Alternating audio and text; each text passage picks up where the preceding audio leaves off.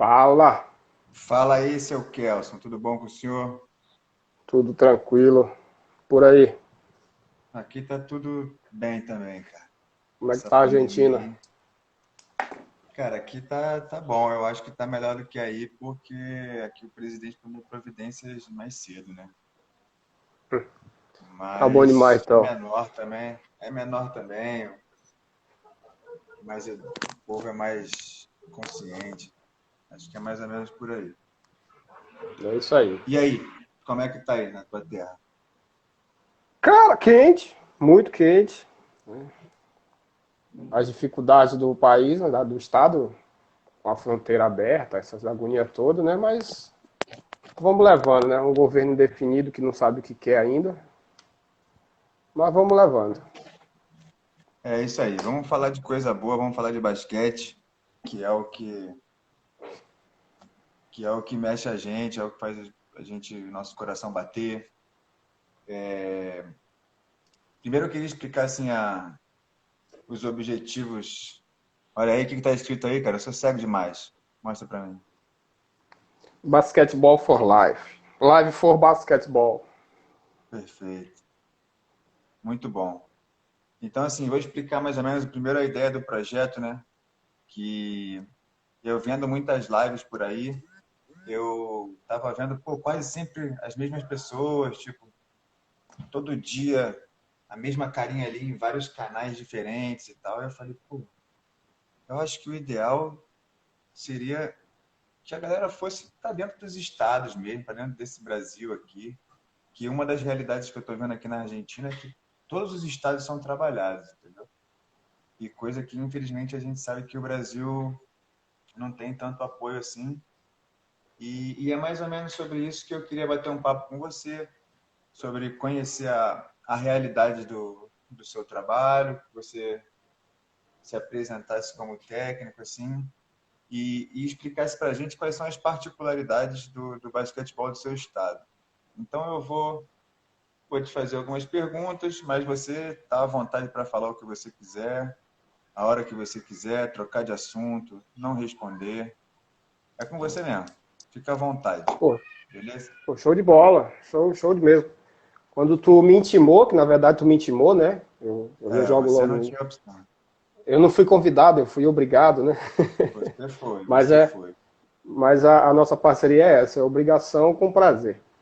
Assim, Então, porque Beto, calma aí, depois a gente vai até explicar isso, que a gente trabalhou junto sem nunca se conhecer, não é verdade? pô, é verdade, A totalmente, gente totalmente. vai entrar isso aqui na sua trajetória.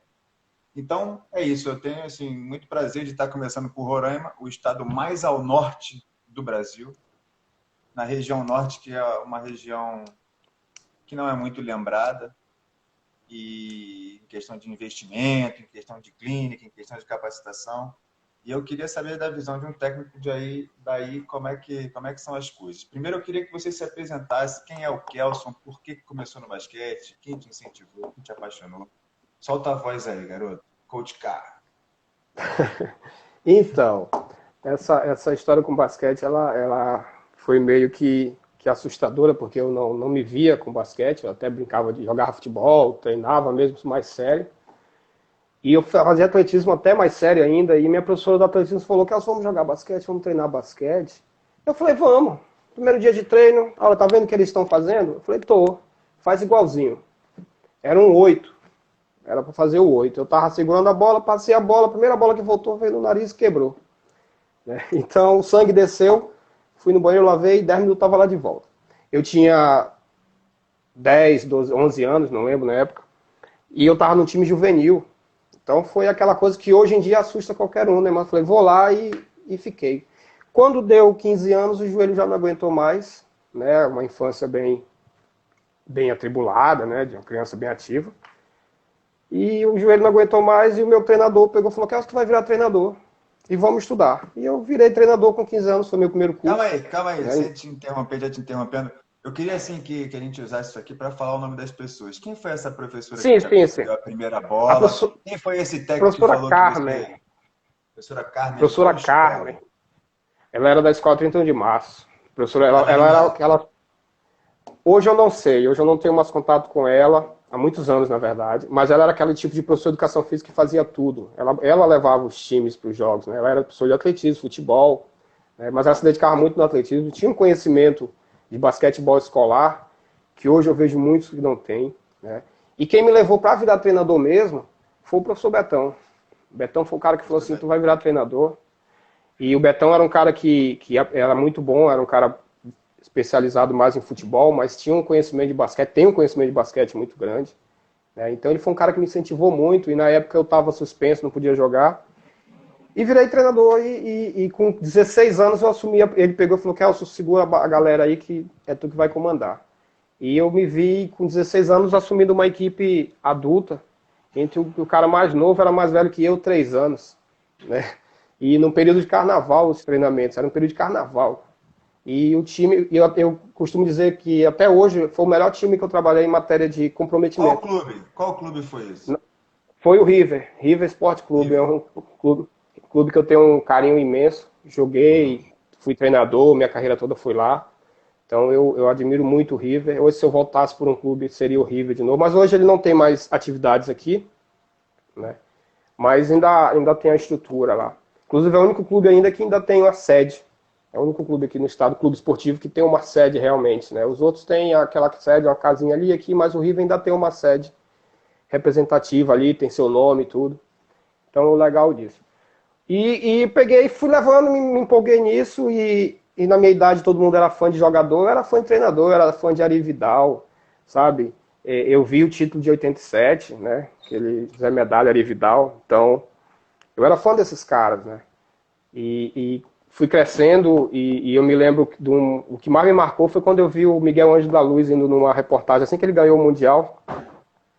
Ele vinha numa reportagem no Globo Esporte que ele ia para a escola dele de bicicleta. Eu falei, porra, é esse cara que eu vou ter na minha trajetória. Então eu sou um treinador que eu digo muito, eu nunca fui frustrado, eu sabia o que eu queria quando eu virei treinador, né? Não foi aquela frustração, lógico que eu queria jogar, mas hoje eu gosto muito mais, naquele tempo eu já gostava muito mais do treino do que o jogo em si, né? Então a gente foi levando, trabalhei com muitos treinadores como auxiliar, tentei sugar o máximo que eu pude deles. Quais que te inspiram? Quais que você tira o chapéu aí em Roraima? Cara, uma pessoa que eu gosto de sentar e conversar de basquete muito é com o professor Bento. O Bento, ele tem um conhecimento de basquete assustador, porque aí você diz assim, pô, é Roraima, o contato é difícil, é longe, mas o Bento tem um conhecimento de basquetebol nacional muito grande. O Enedino Neto, o Netinho, que trabalhei com ele muito no basquete feminino, com as seleções, o Neto era um cara também que a minha personalidade forte, assim, mais de ser um treinador exigente, veio muito do Neto também, né, do Netinho. Netinho Lira nem tá mais, tá esporadicamente, mas é um cara que eu suguei muita coisa, é um amigo e ao mesmo tempo a gente trabalhou junto. Então são pessoas que me ajudaram, eu peguei aquela coxa de retalho e até eu poder me qualificar melhor, que foi quando começou a aparecer os cursos, e você vai fazendo, e você vai conhecendo. E hoje você tem uma gama melhor, você já tem uma filosofia própria, né? Mas antes você, quando está começando, você tem coxa de retalhos, você pega dos outros, né? Então só que eu aproveitei muito bem o conhecimento que eu tive deles, né? Você viu muito bem, a gente era adversário e ao mesmo tempo é amigo de tomar uma cerveja junto. O basquete facilita isso, né? O esporte facilita atrapalha, isso. Mas a gente facilitar, né? Então vai nessa, a gente foi no embalo e eu fiquei nisso e trabalhamos na época que o basquete Roraima de base era muito forte, né? Na época da década de 90, o basquete de Roraima de base chegou a ser o 9º melhor do Brasil, né? Para você ter uma ideia, o 9º melhor basquetebol do Brasil é uma coisa para uma região complicada como a nossa, de difícil acesso, ainda mais naquela época, né? Hoje o acesso é mais fácil por questão de internet e tudo, mas o acesso físico ainda continua sendo difícil, né?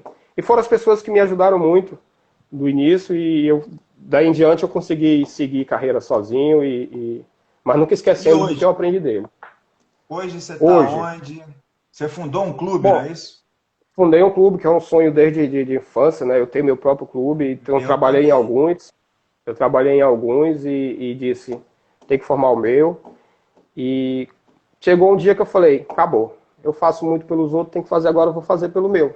Então eu peguei e decidi, estou com o meu, né? E a gente é muito mais social do que a parte de realmente de competição, ele é um clube que envolve mais a questão de trabalho social, de divulgação mesmo do basquete. Como é o nome do clube? Águia do Norte? É o Águia do Norte, clube de basquetebol. Inclusive, a gente teve muito debate, né, sobre montar o nome do clube. Eu e vocês Sei. passavam madrugada trocando ideias sobre isso. E eu montei e tô feliz com ele, né, e me deu alegria no meu primeiro ano de competição. A gente foi campeão invicto, sub-19, né, com uma metodologia que eu doido para aplicar aqui e consegui aplicar. E a gente conseguiu desenvolver um bom trabalho. Hoje a gente está mais na questão eu passei um tempo afastado de escola, hoje eu voltei, estou na escola Carlos Casadil, né, com um projeto de basquete maravilhoso. Né, nós temos hoje crianças do sub-12 até o sub-17, inclusive o sub-17 tem muito venezuelano, muito venezuelano lá. E alguns nem têm mais idade para jogar, mas a gente ainda bota para treinar, né, para dar opção para eles, porque é a inclusão, né? O basquete é a inclusão desses meninos. É isso, vocês geograficamente estão ali na fronteira com a Guiana e com Venezuela. Pô, Venezuela para mim é um dos. Está no top 5 ali do melhor basquete da América do Sul. Ali, vamos Não, lá, sim, na Argentina, década de. Brasil, Isso. Uruguai e Venezuela, né? Então é Na uma década de influência boa. 90, Pô. Então, sim, é muito forte o basquete daqui. Na década de 90 a gente fazia muita competição lá dentro. A gente ia muito lá para dentro para jogar. E o basquete deles é muito gasolina forte barata. fisicamente.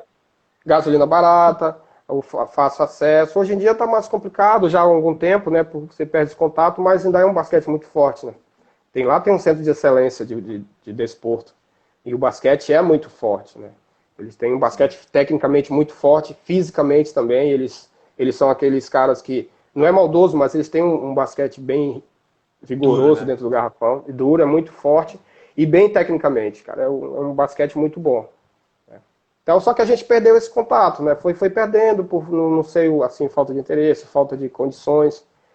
Aí é muito raro agora a gente fazer algum intercâmbio, né? Mas quem sabe a gente volta isso aí, ajeita tudo de novo e facilita para todo mundo, né? Entendi. É isso aí, cara. Eu acho que essas boas influências são sempre, né, bem-vindas. Pô, basquete venezuelano. Eu não sei, é a capital, seria o centro de basquete mais próximo daí? Sim, O Caracas desenvolvido. é mais longe. Caracas é mais longe, né? É quase 2.000 quilômetros. Mas nós temos o Puerto La Cruz, que tinha um basquete muito forte. Né? Inclusive, a maioria das lojas esportivas de basquete são lá. Puerto La Cruz, Porto Ordaz, né?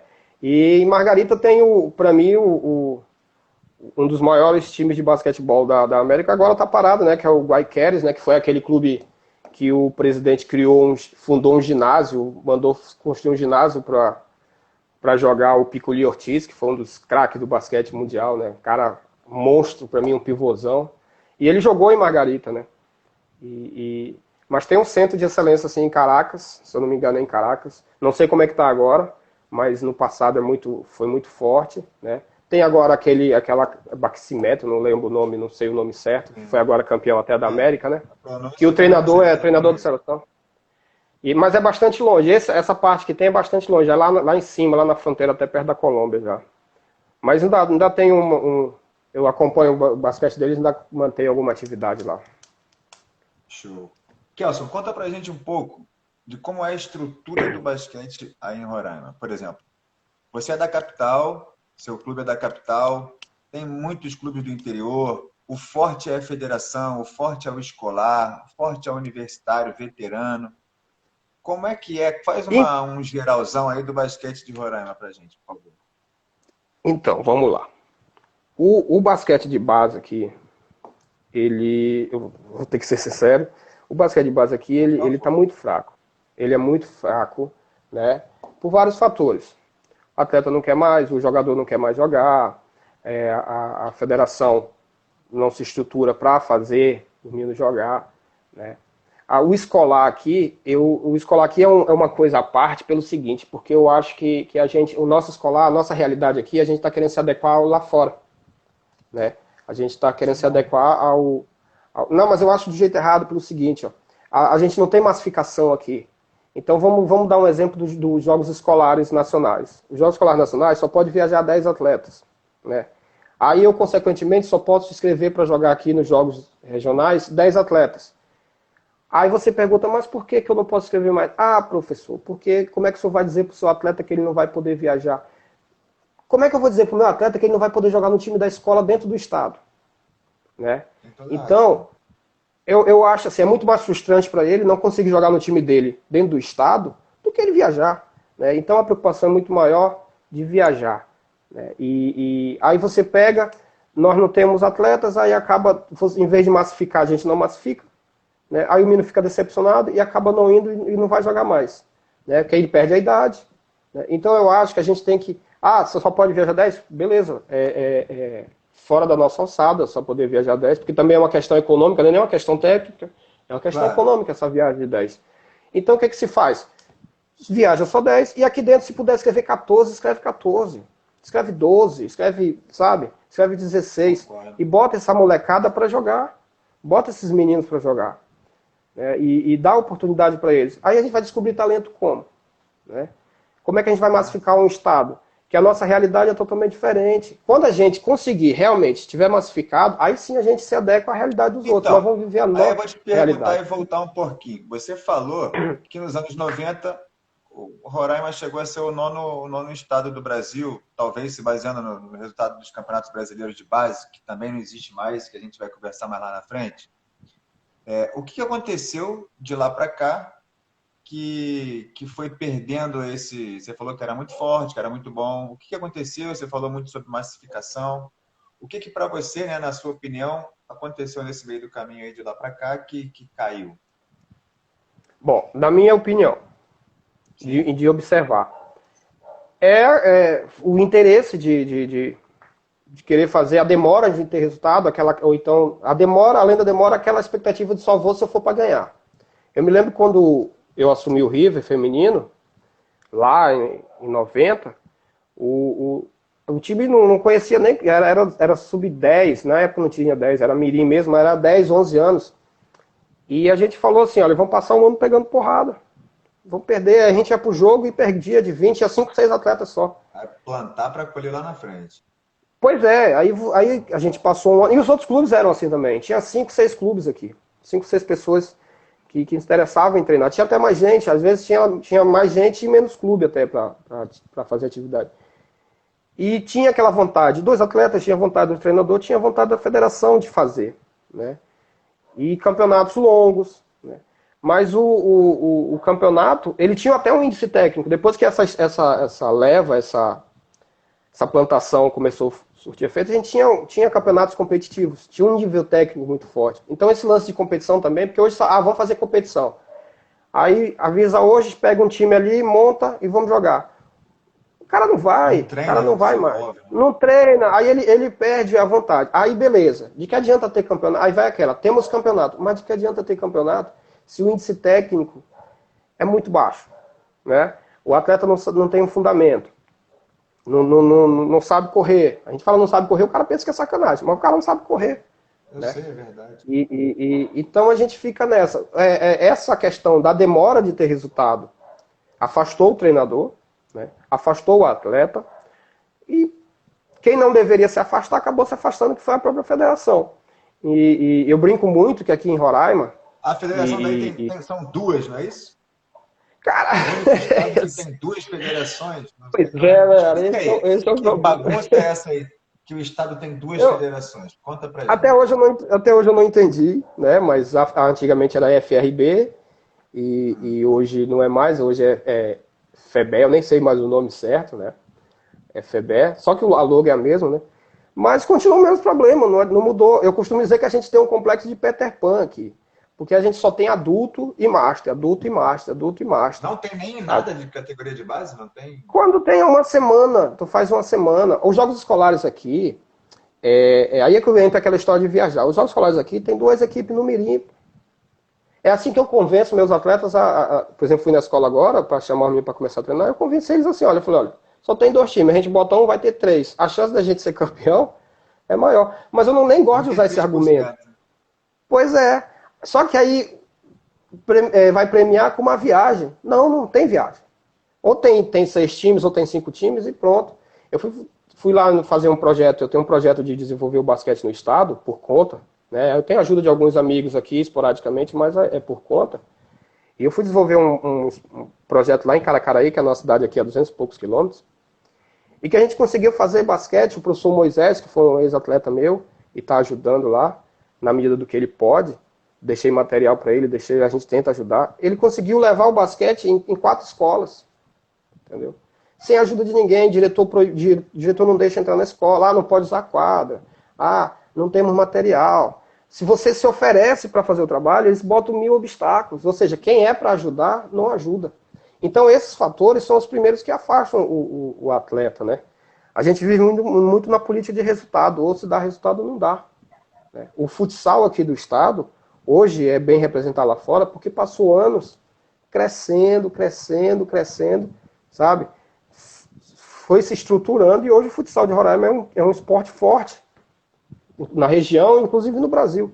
Por quê? Porque se estruturou. Né? Hoje eles têm quase 25 campeonatos por ano, um monte de categoria. A gente não consegue juntar. Porque um time começa, perde, o time vai... Por quê? Porque não tem treinamento. Quando você não tem treinamento, você não tem comprometimento. Eu acredito isso. Eu vou lá, eu estou sentado na arquibancada, o time chama o menino para jogar que está sentado na arquibancada. Aí um atleta desse se aborrece, não pega, ele não vai no outro dia. Então não tem aquele comprometimento que por isso eu até uso o nome atleta, mas eu nem gosto de usar muito essa palavra atleta, porque atleta é um termo muito forte. Tem que ser. Atleta são poucos, né? Mas jogador tem muito. O Davi Pelocini lá da Wolves, ele fala uma sequência muito legal, né? Que é gostar, comprometer e profissionalizar. São essas 3 etapas do caminho do atleta, né? Então, é o caminho do gostar, que podia ser na escola, podia ser nas categorias de base do clube, mini basquete e tal, um monte de coisa.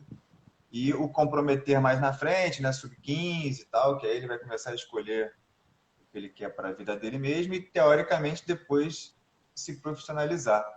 Então, aí vocês jogam nos três níveis, né? É porque hoje em dia nem o gostar mais está tendo, né? Hoje em dia, antigamente ainda tinha o gostar, né? A vida de atleta aqui, a vida profissional de um atleta aqui, profissional quando eu digo no sentido deles praticar, já era curta no passado. Mas hoje ela é muito maior.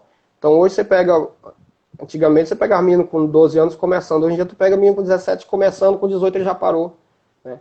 Aí fica a história do Peter Pan que eu te falei. Muito campeonato master, né? Aí é quase 4, 5 meses de campeonato master. Quando acaba o master tem um adulto, que são os mesmos caras do master, né?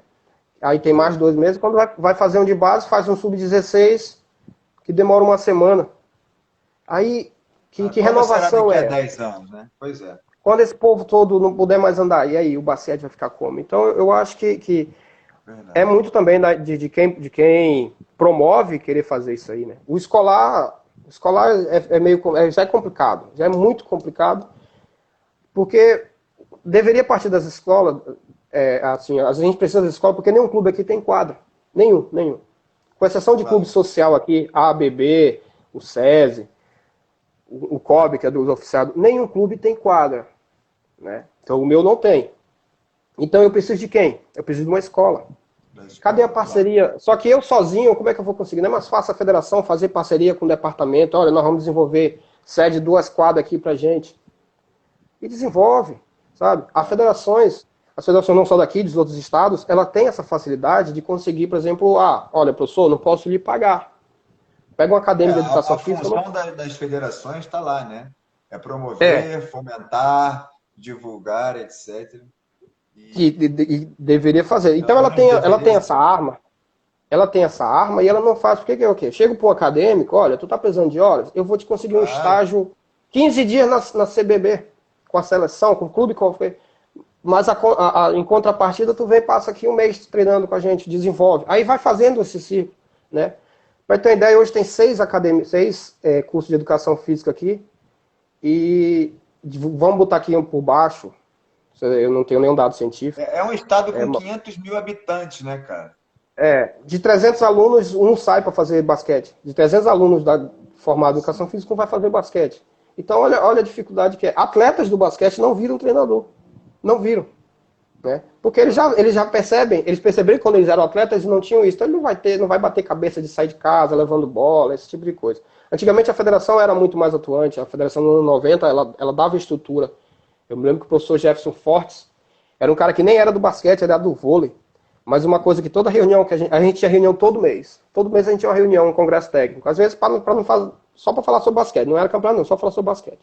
E ele pegava e falava assim: pessoal, cobrem fundamento dos seus atletas. Cobrem. Era um cara do vôlei, pô, e ele estava preocupado com que o time de basquete tivesse um condicionamento técnico muito bom. Né? E o Jefferson, para mim, deixou saudade. É uma pessoa que eu respeito muito. Ah, teve seus, como todos tiveram.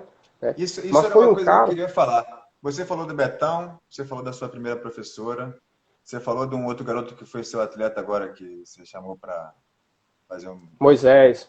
para Sargento encher Moisés, Moisés, né, PM. para encher um torneio de escola aí. E você falou do Jefferson agora. Me fala mais das pessoas do basquete de Roraima, quem que você bate palma, quem que você tira o chapéu, quem é que não desistiu até hoje, quem é que pode fazer alguma coisa para fazer Roraima voltar a ser o que era nos anos 90. Fala aí o nome das pessoas, dos Bom, clubes, eu tô há 26 anos nesse negócio, né? Nessa caminhada, né? E, e muitos vieram e desistiram, mas tem um que ficou e tem um que fica e eu... A gente até, de vez em quando a gente conversa tal, não tem tanto contato assim, mas a gente conversa, eu admiro. E, inclusive, é um cara que quando bate palma pra mim, eu tenho certeza que ele tá batendo palma porque realmente ele tá com admiração, que é o professor Ídio. O Ídio, ele tá nessa batalha, ele também já vem há muito tempo, né? E, e ele vem nessa. Ele começou sozinho, começou também auxiliando, mas muita história dele ele vem sozinho. E ele ficou. Só que desmotiva qualquer um. Desmotiva. Mas ele tá lá, ele tá duro, continuou no escolar. E eu me afastei do escolar e fiquei apenas com basquete, só questão de treinamento, mais pelo lado social mesmo, nada de competição, nada de desse tipo de coisa, apenas para deixar a molecada fazendo alguma coisa. Mas o Id é um cara que vem sozinho, tenta, né? E é um cara que sai todo dia de casa para ir dar treino, não é aquele cara que sai, chega lá, sentou, pegou o celular e... Não, o Id é um cara que trabalha muito sério, né? O, o Bento, antes de virar presidente, era um cara muito ativo no basquete. O Bento era um cara... Pelo amor de Deus, você queria ver basquete de alto nível, você ia ver o Bento dar treino, sabe? Você via assim, caramba, esse cara é no...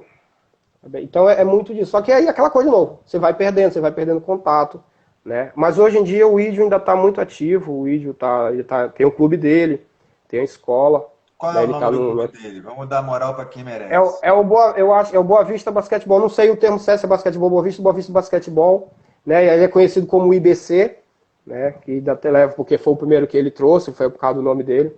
Mas o Ídio é um cara muito ativo, né? E ele trabalha na escola Sion, que é uma escola de uma faculdade.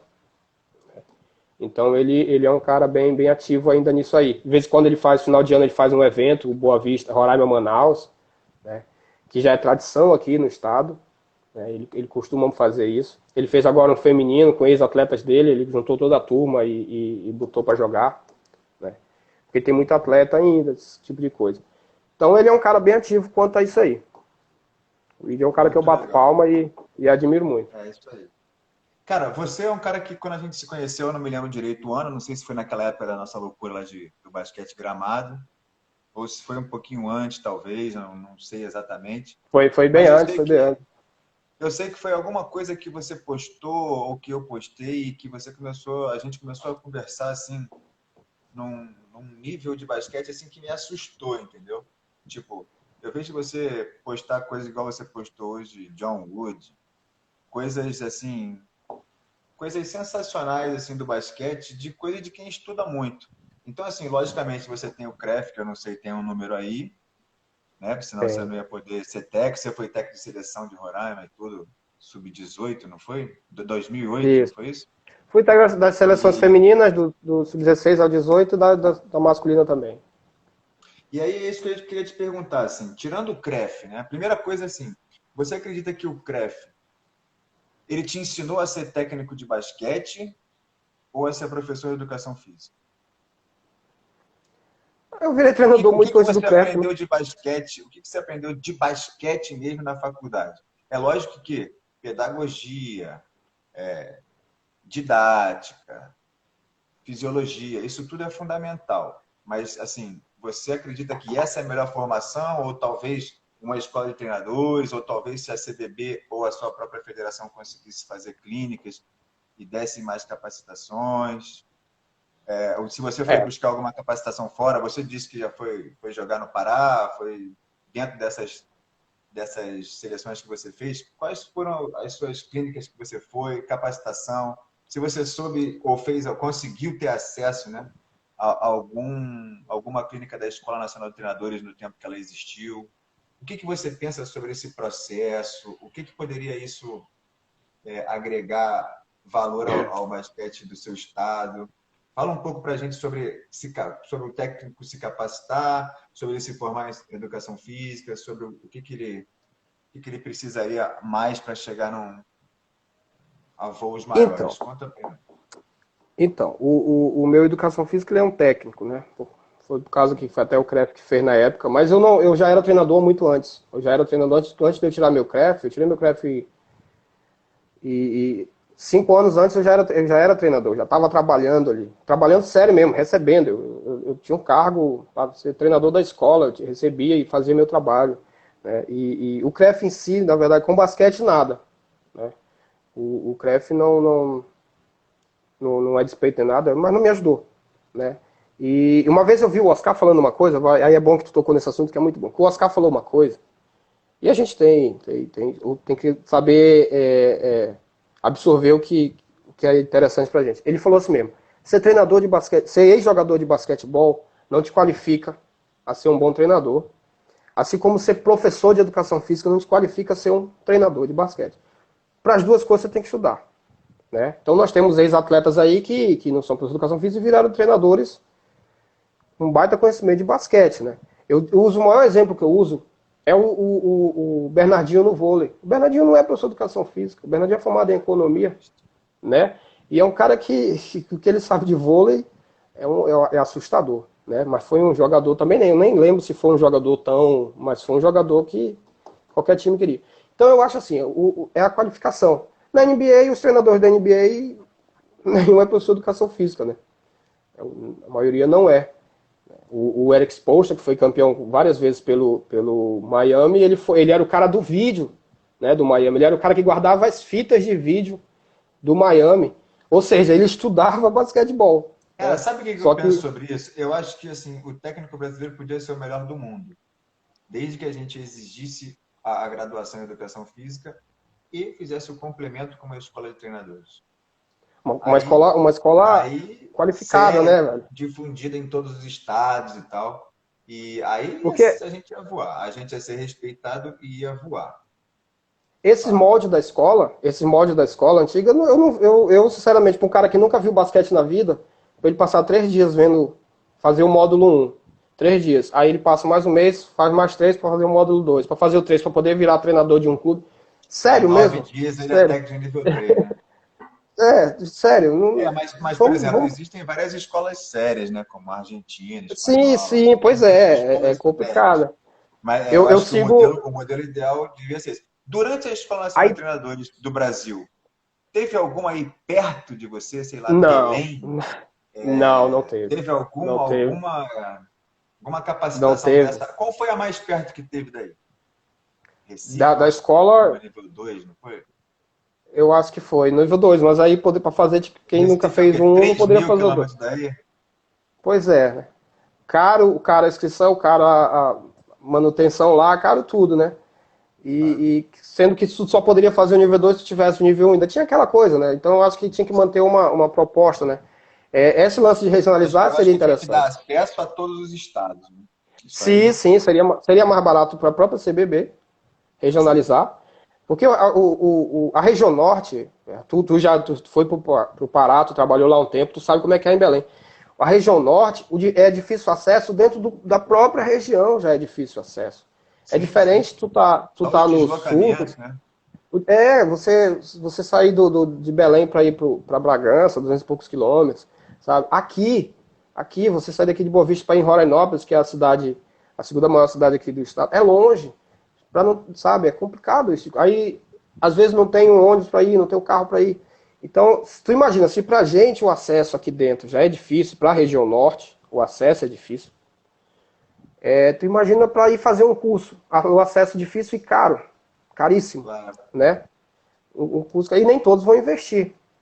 Né? Eu acho que às vezes é muito mais interessante você regionalizar, Tem que ser, porque o país é muito grande, as peculiaridades têm que ser respeitadas, porque assim, qual é a característica do norte do basquete? Física, Claro. técnica, a gente não sabe. Por quê? Porque na verdade nunca se parou para mapear A isso aí. filosofia de Né? jogo, é verdade. Eu E falo isso isso, também. eu sou do tempo que eu ainda era atleta, eu me lembro que os caras falavam muito do basquete da Bahia, que era um basquete forte. O basquete de Fortaleza era um basquete muito forte tecnicamente de pivôs. Inclusive o presidente da federação aqui, o Juliano, foi atleta profissional de Fortaleza. Tem uma técnica de basquete e fica abismado com o que ele jogou de basquete. Né? Porque ele vem de uma escola que tinha uma filosofia. A gente não tem aqui. Né? Eu vejo que hoje o Paraná tem isso. Hoje o Paraná tem essa. E pelo que foi feito, Paraná, se Santa juntou. Catarina são Sim, estados que o são Sul muito todo fortes. tem. Eles se readaptaram e procuraram ver. Hoje eu acredito que o basquete de Ah, base do as Paraná. federações têm incentivo da lei, da loteria, tem dinheiro.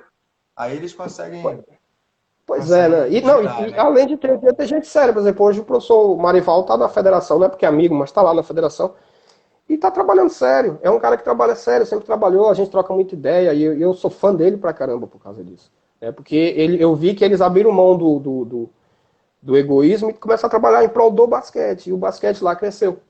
E há muitos anos que vem isso. São Paulo não é mais essa dominação no basquete de base como era antes. São Paulo ia para um campeonato de base já sabia que ia ser campeão. Hoje em dia não é mais assim. Né? O basquete do Sul melhorou muito, né? Por pessoas que quiseram melhorar também. Tem isso. Porque Ah, também a gente joga também. A os gente joga muita técnicos, culpa também nas federações, mas também tem que ter os caras que querem, né? Tem que ter os caras que. Os caras que. eles fazem campeonato sul brasileiro, eles fazem muita coisa, eles Sim, promovem sim. torneios, é muito diferente mesmo. Eu queria saber, assim, porque a gente já teve muitas discussões táticas naquelas madrugadas que eu era solteiro, era mais fácil. A gente já teve muitas discussões sobre parte tática. Eu me lembro em 2012, 13, a gente falando sobre shuffle, sobre flex, sobre motion, sobre muitas coisas. Ou Eu queria flex. saber Pô, o isso. flex é. Já que você tem dificuldade, né? Qual foi a última clínica que você foi aí perto? Não tem, né? Então Não. é muito difícil. Então eu queria saber isso. Onde é que Não. você estuda? Dá uma dica aí para os técnicos que estão vendo. Aonde você Olha, estuda? Onde que você busca material? Um site, YouTube, um técnico? Dá dica aí para a galera saber onde é que você estuda, porque o seu conteúdo é muito bom. Eu sou testemunha para saber. Eu vou aproveitar e vou falar logo. Você foi meu assistente, né? Você foi para lá antes, em Gramado, em 2014. Foi 2014, no começo do ano, né? 2014.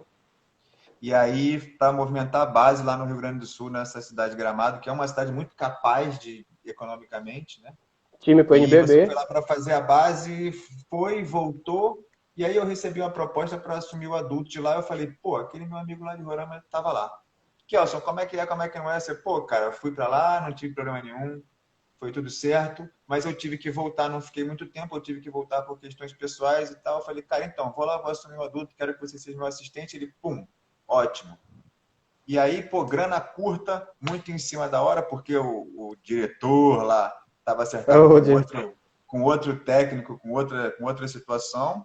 E aí, quando deu errado entre eles lá, resolveram me ligar. A gente pô, fez o acordo todo. Meu filho tinha acabado de nascer. Eu tinha acabado meu campeonato no Clube Central, que eu estava na época. E, e tinha dirigido o Campeonato Estadual do Rio, que era 2 meses de novo, que só tinha 3 clubes. O time Era da Queimados LSB, que tava, né?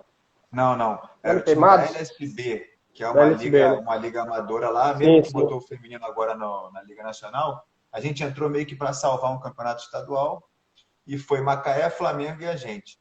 E aí tinha acabado isso tudo. E aí, pô, o Rio Grande do Sul, um estado, para mim, grande, respeito demais. E, pô, Gramado é uma cidade que eu conheço, não tem como ser alguma coisa ruim em Gramado, né? Dormir mal, comer mal é muito difícil. Então, pô, fui. E aí fui com a promessa de que no outro mês ia virar um outro dinheiro e que o assistente ia poder chegar. Até hoje não chegou. Não chegou, as O atletas não salário chegaram. meu e dos 4 garotos também até hoje não chegou. Eu quase que eu passei o primeiro ano, primeiro Natal da vida do meu filho nascido longe do meu filho. Mas a gente Aí, tomou uma volta danada, a gente descobriu que o tal do diretor era um impostor que ele era um uruguaio com identidade brasileira, dizia que trabalhava no BNDES, que estava lá, que todos os caras do hotel queriam dar dinheiro para ele, porque ele liberava dinheiro do BNDES para os caras, e era uma mentira danada. Ele pegou dinheiro de um monte de patrocinador, entrou no carro com a família, sumiu e ninguém sabe, ninguém viu.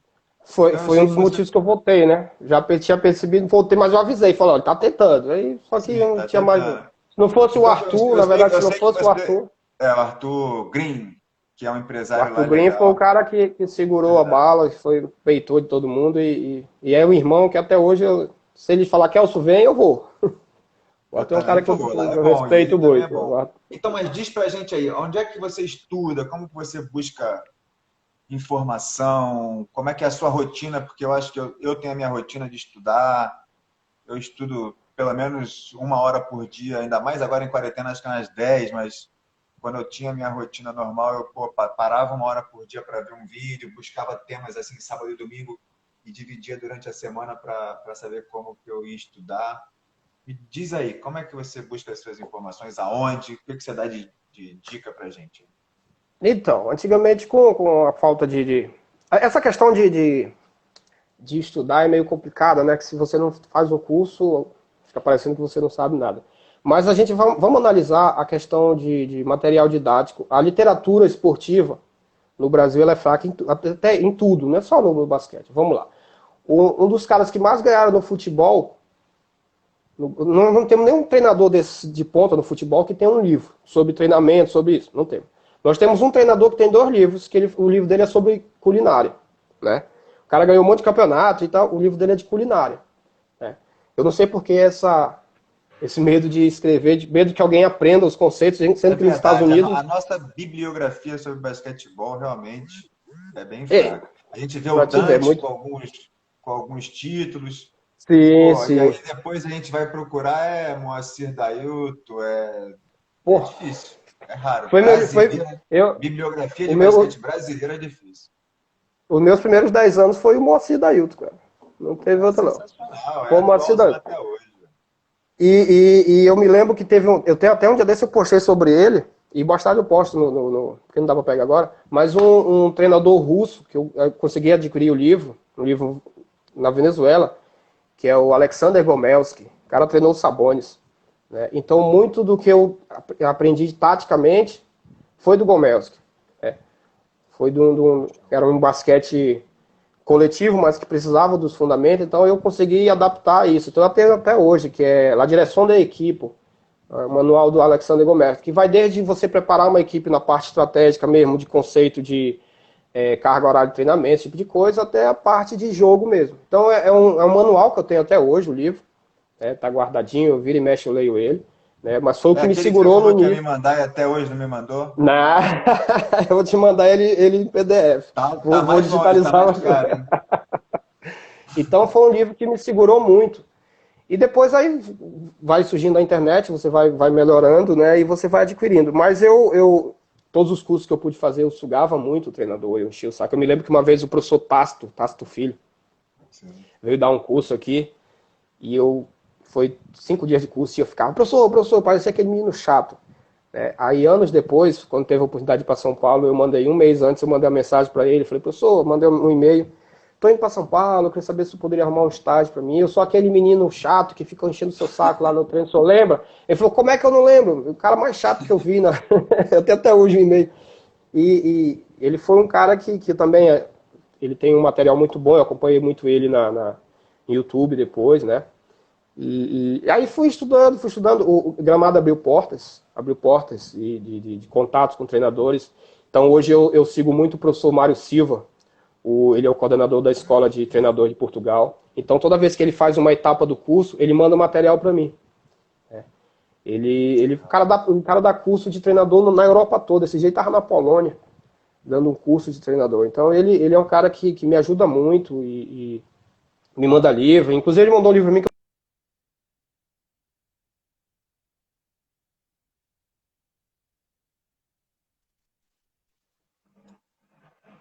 Calma aí que tem uma picotada. Não sei se sou eu ou se é você.